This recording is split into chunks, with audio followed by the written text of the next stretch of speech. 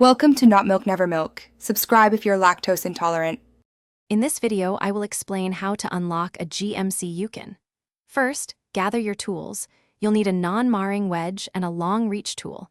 Make sure all your windows are completely closed. Carefully insert the wedge into the top corner of the driver's side door frame. This creates a small gap, allowing you to access the interior without causing damage. Proceed gently to avoid bending the door frame or scratching the paint. Once the wedge is in place, gently pry the door frame just enough to insert an air wedge or a second non-marring tool. Inflate the air wedge slowly to create a stable opening.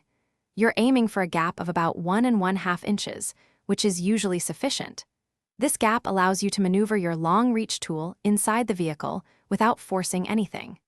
Patience is key here to prevent any damage to your vehicle's seals or paint. Now, carefully slide your long reach tool through the gap you've created. Guide it towards the interior door handle or the power unlock button, depending on your Yukon's specific setup. Many models have a simple pull handle or a clearly visible unlock button. Once you've hooked the handle or pressed the button, the door should unlock. Remove your tools slowly and close the door, ensuring everything is secure. After successfully unlocking your Yukon, take a moment to confirm all doors are securely locked.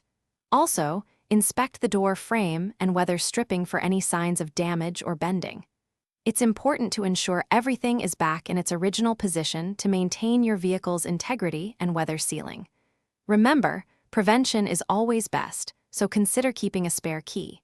And for those looking to upgrade their home, check the description for a link to the Shark AI Ultra Robot Vacuum and other great deals. Thanks for watching. If this was helpful, leave a like and consider subscribing. See you next time.